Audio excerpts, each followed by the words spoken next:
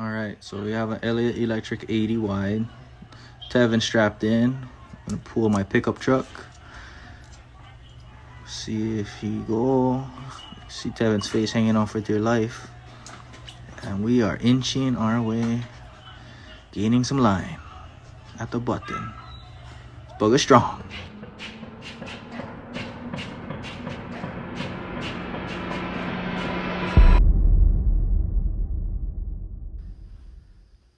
Well, it's Saturday and we're in the shop again, and the project for today is going to be fishing reels. So I help a friend out with some design work, and I'm running some of the first articles of some big fishing reels.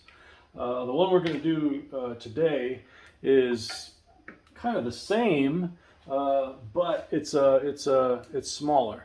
So this is one of the plastics for this big guy down here, and what we're going to do is we're going to cut up a few of the smaller plastics, and we'll walk through some of the cam setup and machining of this plastic, and then I believe the goal is to work with my Mastercam supplier, MCAM Northwest, and they're going to show me some tips and tricks, some new ways to do things. I had some very specific questions about tool paths, how to cut these big chamfers with a smaller tool, and a few other things. So it'll be kind of neat to see how I would do it and how they would do it. So we'll put this together and present that maybe in the next video.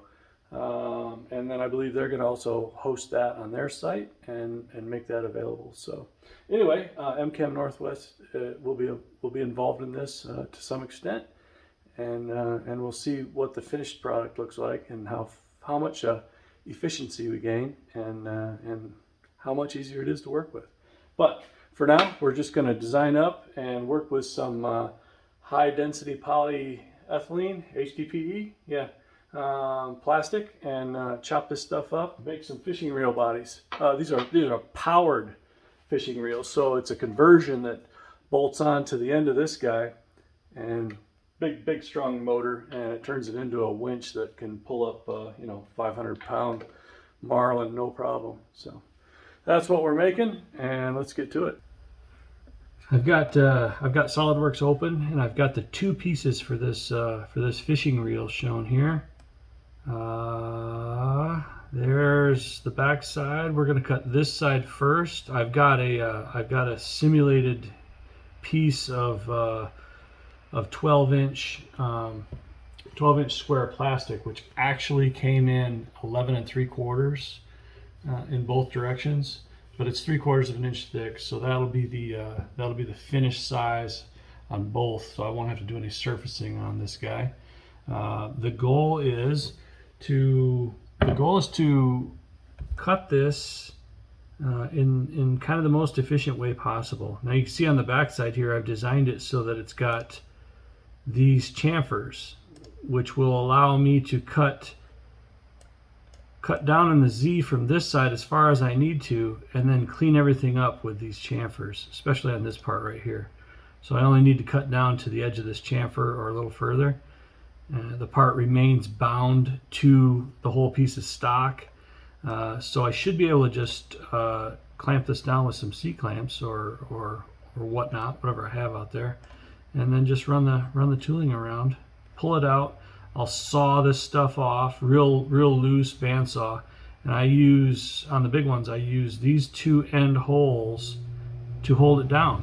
So I just have a flat fixture that's basically this right here in aluminum, and I have two holes drilled in it, and I know where those holes are based off of a corner, and I just screw it in from underneath and then do the top work.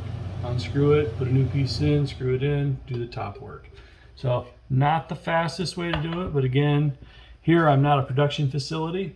We just get by with what we can, and I'm sure there are faster ways to do it with soft jaws, something like that. But this is how I'm going to do it.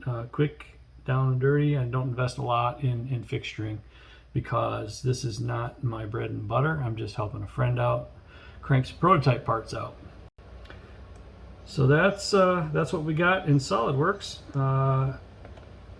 I had some modifications to do from the very first part I made, a few different holes and things. So I updated that in the model in SolidWorks, and now what I'll do is import this in Mastercam. Here's the model imported into Mastercam. Now you can see it lives in some weird place. That's because of where my origins were set up in SolidWorks. So I need to move this down. I want the bottom of the part to be at 0, and I'll probably put it in a corner, and we'll go from there. So the way I do that is to transform, move to origin, and then I'll pick the corner. I just want that corner on the origin, and it pretty much does it. Now to figure out where I'm at, I just show an isometric view, and that should work for me. Now there's this raw material that's in here. Now I need to figure out how to hide that. I've got this located off of a corner, so now I need to hide that. So maybe I would click the material, and then in File I've got this hide unhide, so maybe that would do it. Nope. Can I undo that? Nope. Can I redo that? Yep. Huh. I don't know.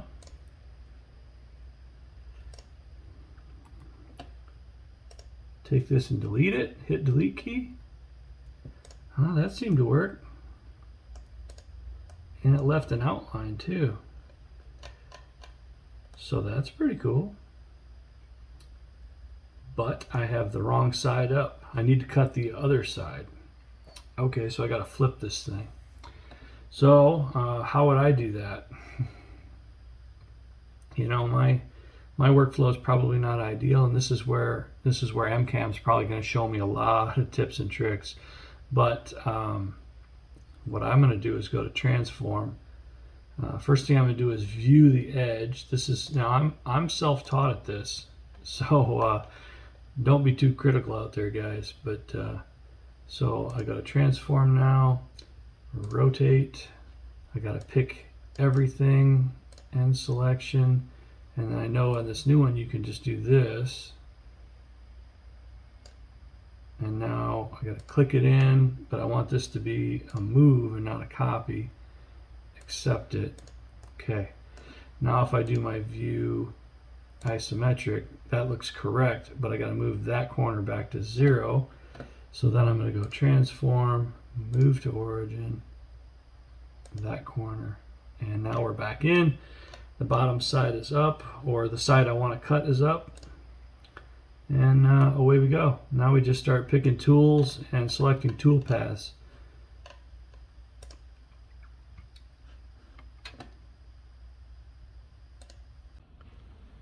Out at the machine, going to go ahead and have a look at the tools I got loaded up. I'm probably going to have to change some drills.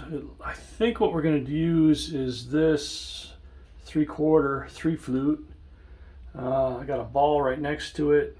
I got some spots for drills.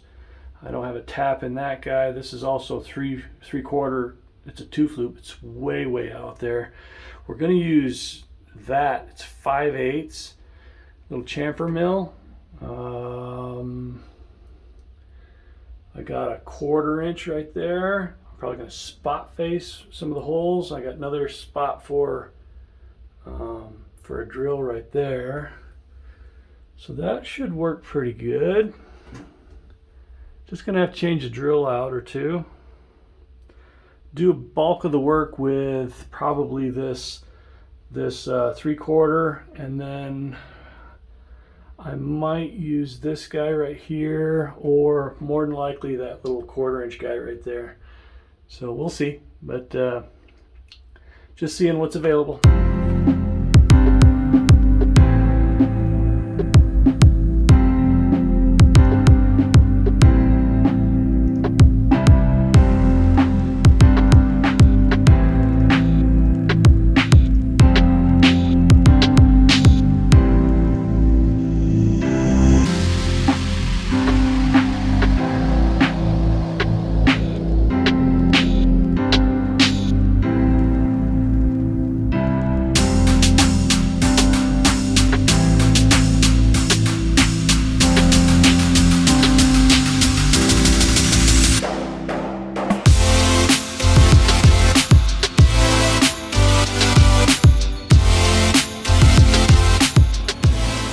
We have all the program loaded up on the machine. Just going to go ahead and press go. Cycle start.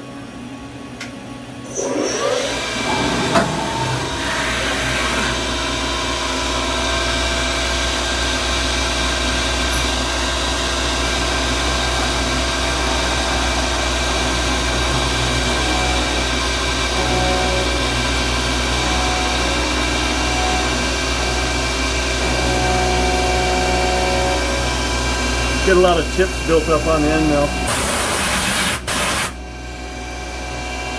When it does its plunge,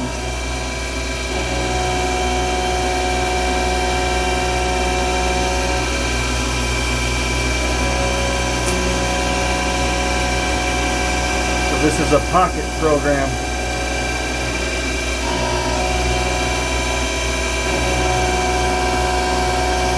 It'll go through and pocket this side all out.